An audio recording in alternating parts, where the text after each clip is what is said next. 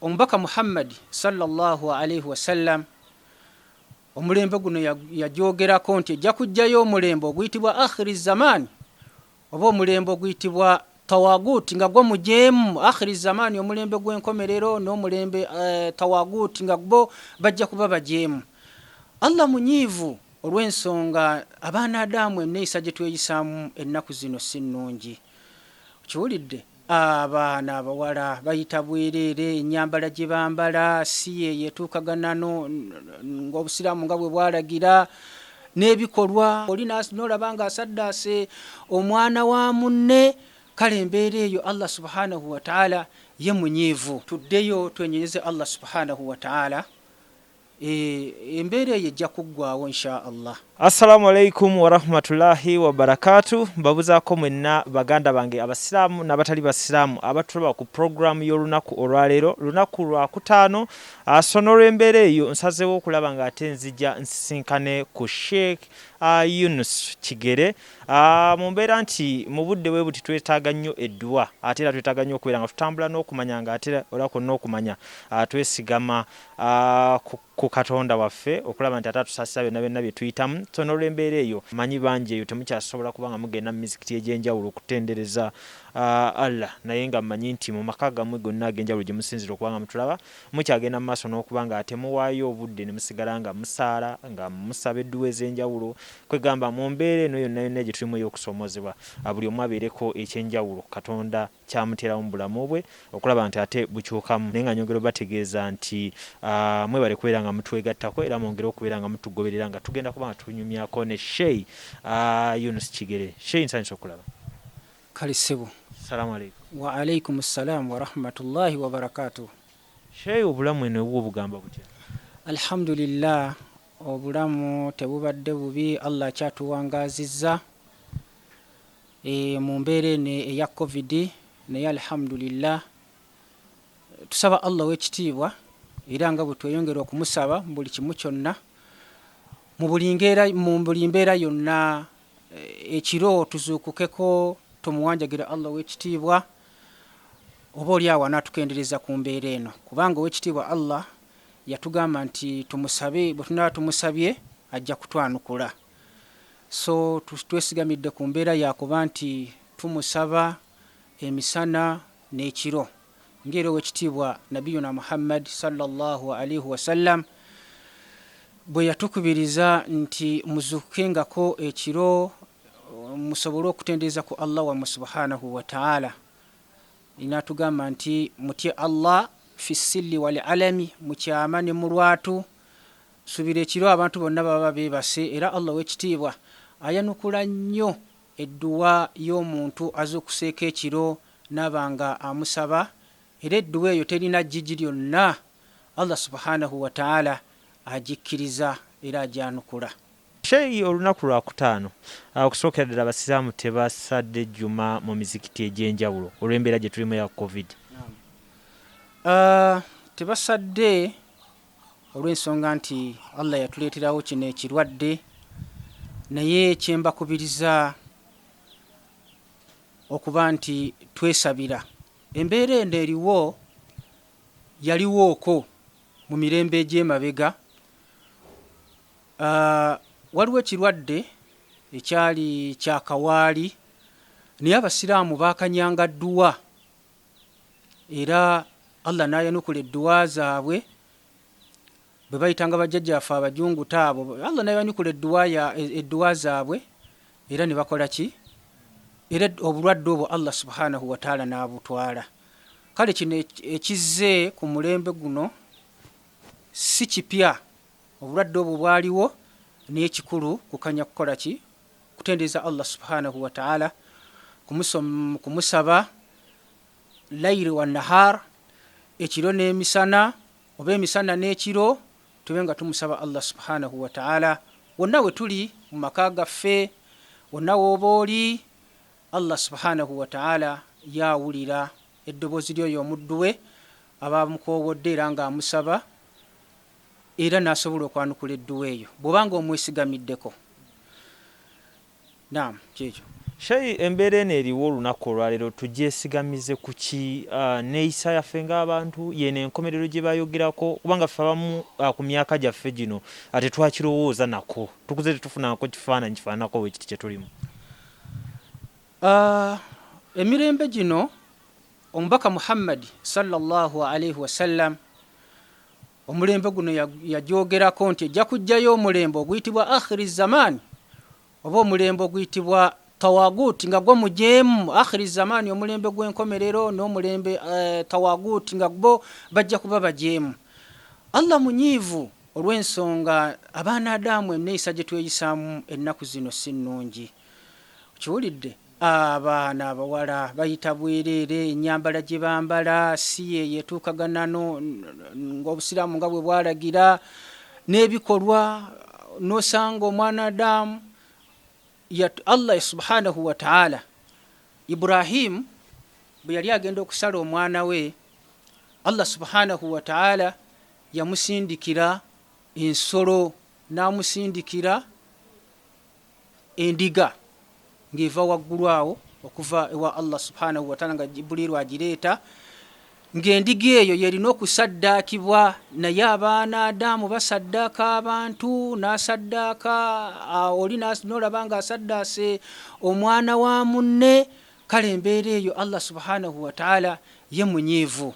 Nabwe kityo tuddeyo twenyereze Allah subhanahu wa ta'ala, embeera eyo ejja kuggwaawo insha Allah.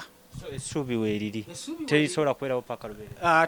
Tekisobola kubeerawo paka lubeerera bwe tunaba nga twesigamidde ku Allah waffe subhanahu wa ta'ala. Kijja kuggwaawo. Enneeyisa yaffe yalibadde etya ku mulundi guno kwaka tumaze okugezesebwa tuli mu kigezo? Tutawakkale tudde eri Allah subhanahu wa ta'ala, buli kimu kijja kutereera masha Allah. Yatugamba nti ya bani Adam la atabudu shaitan inna shaitan lakum adu mubin. Temwesigamiranga ku shaitani, shaitani mazima, shaitani mulabe wammwe waki wa lwatu. Wa ani buduni hadha siratul mustaqim. Bwe munabanga munneesigamiddeko eryenno lyekkuba ettuufu, eryo ba lyekkuba eggolokofu, kale tumwesigamireko Allah subhanahu wa ta'ala, embeera yonna ejja kutereera. Baganda bange abaami n'abakyala ate era mu ddiini zonna obanga bwe tuli mu Uganda yonna, ffenna tuli bantu ba Mungu. Mungu yatutonda n'akola ki? N'atuteekawo.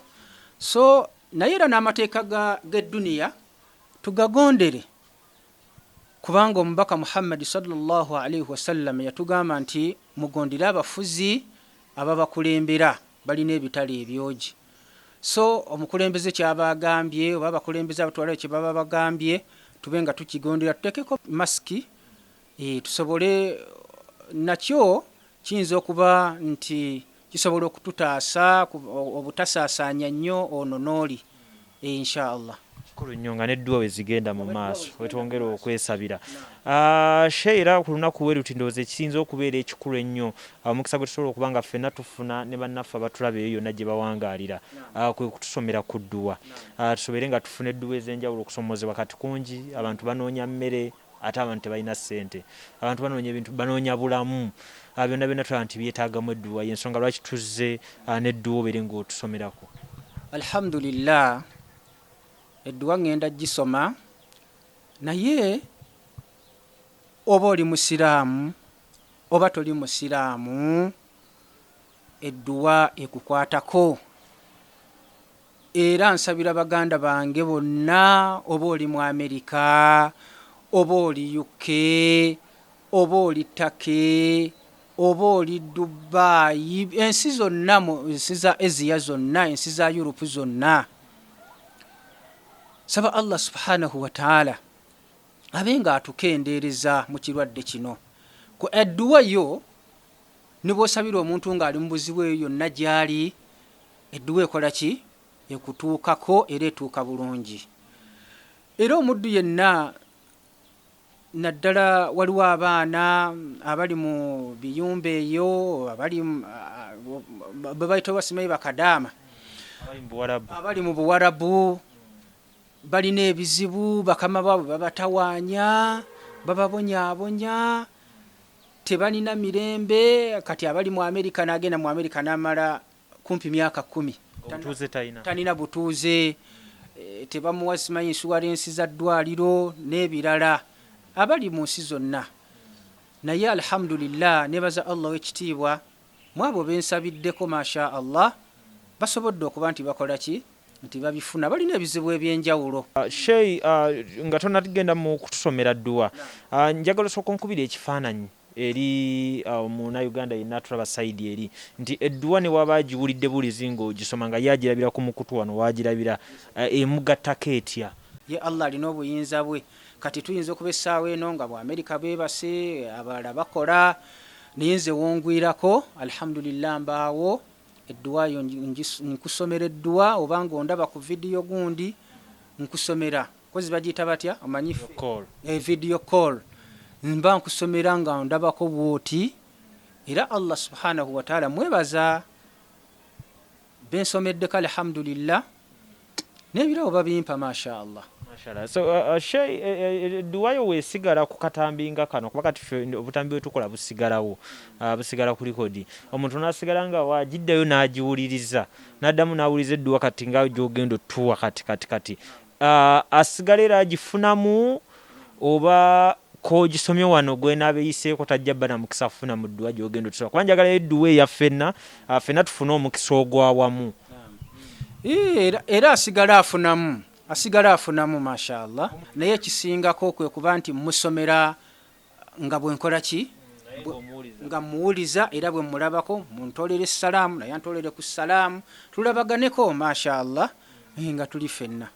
Sheikh, tusaba otusomereyo Duwa eyawamu mu mbeera eno kwega buli omu waali agiwulire era ebeere ng'emukkakkanya.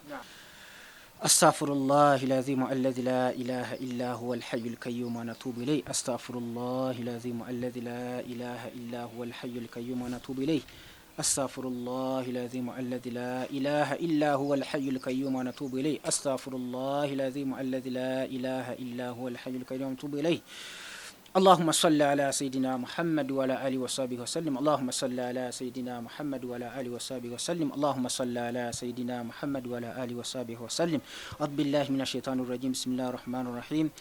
الحمد لله رب العالمين والصلاة والسلام على رسول الله صلى الله عليه وسلم. الفاتحة. أمين. بسم الله الرحمن الرحيم. الحمد لله رب العالمين الرحمن الرحيم مالك يوم الدين إياك نعبد وإياك نستعين اهدنا الصراط المستقيم صراط الذين أنعمت عليهم غير المغضوب عليهم ولا الضالين آمين. بسم الله الرحمن الرحيم. ياسين والقرآن الحكيم إنك لمن المرسلين على صراط مستقيم تنزيل العزيز الرحيم. لتنذر قوم ما أنذر آباؤهم فهم غافلون لقد حق القول على أكثرهم فهم لا يؤمنون. إنا جعلنا في عناكهم وغلال فهي إلا أذكا فهم مقمهون وجعلنا من بين أيديهم سدا ومن خلفهم سدا فأغشيناهم فهم لا يبصرون والسواء عليهم أذنتهم أم لم تنذرهم لا يؤمنون. إنما تنذر من تب الذكر وخشي الرحمن بالغيب فبشروه بمغفرة وأجر الكريم. إنا نحن نحيي الموتى ونكتب ما قدموا آثارهم وكل شيء أحصيناه في إمام مبين. وضربوا لهم مثل أصحاب القرية إذ جاءها المرسلون إذ أرسلنا إليهم اثنين فكذبوهما فعززنا بثالث فقالوا إنا إليكم مرسلون. قالوا ما أنتم إلا بشرنا مثلنا وما أنزل الرحمن من شيء إن أنتم إلا تكذبون. قالوا ربنا يعلم إنا إليكم مرسلون وما علينا إلا البلاغ المبين. قالوا إنا تطيرنا بكم لئن لم تنتهوا منكم مسنكم من عذاب عليم. قالوا طائروكم معكم وإن ذكرتم بل أنتم قوم مسرفون. وجاء من أقصى المدينة رجل يسعى قال يا قوم اتبعوا المرسلين اتبعوا من لا يسألوكم أجرا وهم مهتدون وما لي على عبد الذي فطرني وإليه ترجعون. أأتخذ من دونه آلهة إني يريدون الرحمن بذل لا تغني عن شفاعتهم شيئا ولا ينكدون إني إذا لفي الضلال مبين إني آمنت بربكم فاسمعون خر ادخلوا الجنة قال يا ليت قومي يعلمون بما غفر لي ربي وجعلني من المكرمين وما أنزلنا على قومه من بعده من جنود من السماء وما كنا منذرين إن كانت إلا صيحة واحدة فإذا هم خامدون يا صلاة على العباد ما يأتيهم من رسول إلا كانوا به يستعيذون ألم يلوا كم أخلقنا قبراهم من القرون أنهم إليهم لا يرجعون وإني كل لما جميع لدينا محضرون وآيات لهم الأرض الميتات أحييناها وأخرجنا منها حبا فمنه يأكلون وجعلنا فيها جنات من نخل وعناب وفجرنا فيها من العيون ليأكلون من ثمره وما أمرته أيديهم أفلا يشكرون سبحان الذي خلق أزواج كلها مما تنبت الأرض ومن أنفسهم ومما لا يعلمون وآيات لهم الليل سراخ منه النهار فإذا هم مظلمون والشمس تجري المستقر لها ذلك تقدير العزيز العليم والقمر قدرناه منازل حتى أداك العرجون القديم لا الشمس ينبغي لها أن تدرك القمر ولا الليل سابق النهار وآيات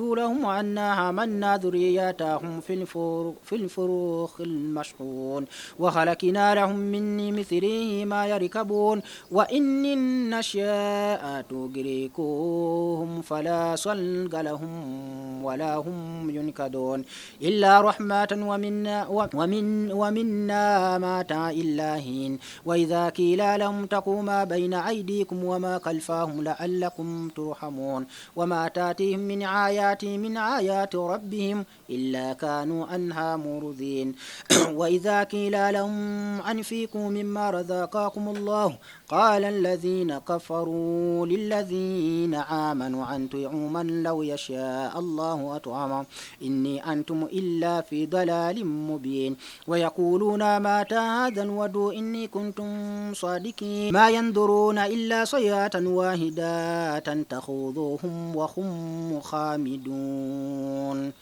ربنا تقبل منا إنك أنت السميع العليم وتوب علينا يا مولانا إنك أنت التواب الرحيم وربنا تقبل دعاءنا يا رب العالمين وربنا تقبل دعاءنا يا رب العالمين يا رحمتك يا رحمن الراحمين صلى اللهم على سيدنا محمد وعلى آله وصحبه وسلم والحمد لله رب العالمين njisomye ku kitundu naye nga insha Allah oli bw'aba nkubidde akasimu tukwatagana naye ne musomera nga mulabako obudde bwe buli obusingako wano tuba tutambuza program obudde bwe buli nimba nga anyinyonyola ekizibu kye nenegayira Allah ne tumwegayirira wamu era Allah yagamba nti buli muddu alina ekizibu munsabe nja kubaanukula kale era Allah ayanukula talyazamanya muddu we Sheikh tuwe namba y'essimu abantu basobola okufunira abagala okufuna edduwa ezenja essimu yange eri 07888 19 35 83 07888 19 35